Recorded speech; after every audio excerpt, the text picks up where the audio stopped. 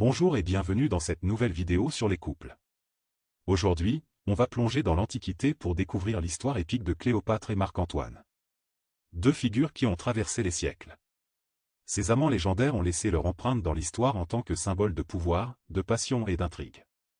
Leur liaison tumultueuse, au cœur de l'Égypte ancienne et du monde romain n'a jamais cessé d'inspirer. La relation entre Marc-Antoine et Cléopâtre est influencée par des motivations politiques, personnelles et stratégiques.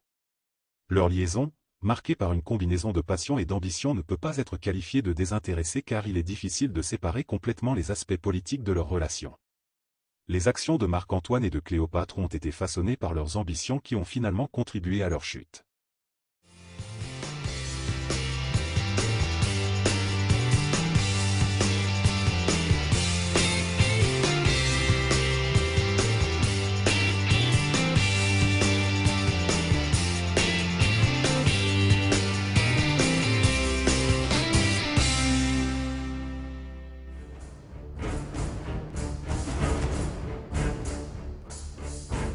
L'histoire se déroule en 44 avant Jésus-Christ.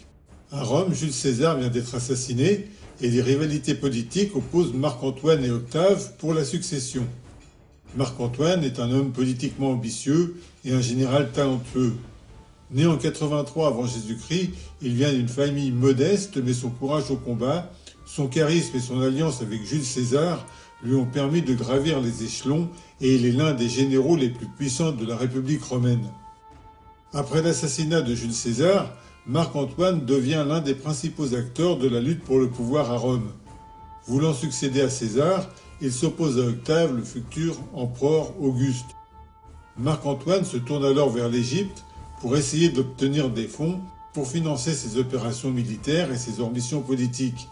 L'Égypte est alors un royaume puissant, dirigé par la reine Cléopâtre, une femme à l'intelligence aiguisée, à la beauté renversante, et selon certains historiens, à l'insatiable appétit sexuel.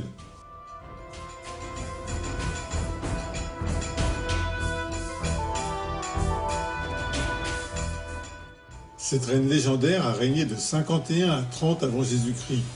Elle est connue pour sa beauté, son intelligence politique et sa relation avec les dirigeants romains Jules César et Marc-Antoine. Son règne marque une période de rivalité avec Rome, qui aboutiront plus tard à la chute de l'Égypte en tant que royaume indépendant.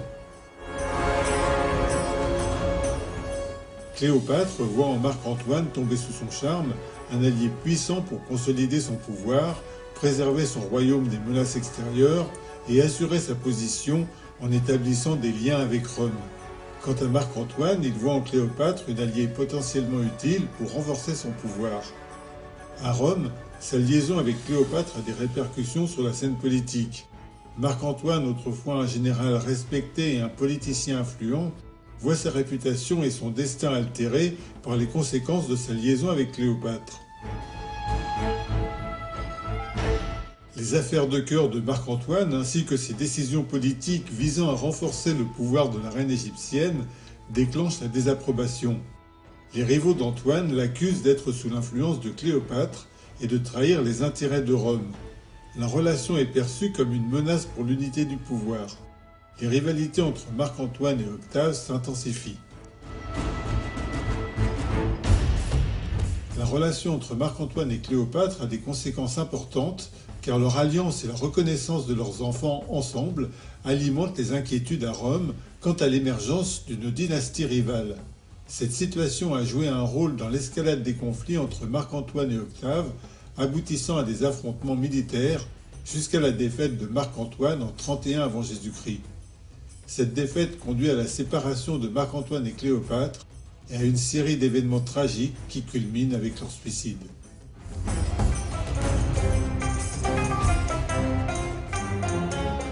Cléopâtre est devenue une figure emblématique de l'histoire, souvent associée à la romance tragique et au pouvoir féminin. Moins d'un siècle après son suicide, Cléopâtre est déjà un mythe. Rarement un personnage historique n'a autant enflammé l'imagination, que ce soit pour lui témoigner de l'aversion ou pour en faire l'éloge. Femme la plus puissante de son temps, passionnée, séductrice, corruptrice, perverse, calculatrice, ambitieuse, dominatrice, symbole de libération sexuelle, tout y passe en fonction des besoins du moment. Tous les ingrédients d'une gloire intemporelle sont là. Femme avide de pouvoir, de richesse, de sexe, sa vie amoureuse est une source inépuisable de fantasmes.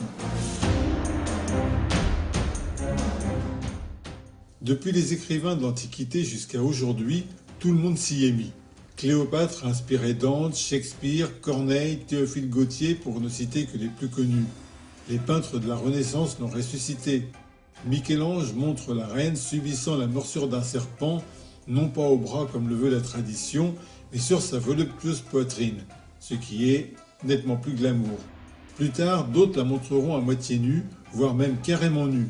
Elle a inspiré des pièces de théâtre, des opéras, des couturiers, des sculpteurs et même des calendriers. Au cinéma, le premier Cléopâtre sort en 1899. Il y en aura des dizaines d'autres. Dans le Cléopâtre de 1963, Liz Taylor incarne la reine égyptienne aux côtés de Richard Burton, Marc-Antoine. C'est une super production dont le coût pharaonique, désolé j'ai pas pu m'en empêcher, avoisine les 40 millions de dollars. Concernant le film d'Alain Chabat sorti en 2002, Astérix et Obélix Mission Cléopâtre, un chiffre suffit, 15 millions d'entrées.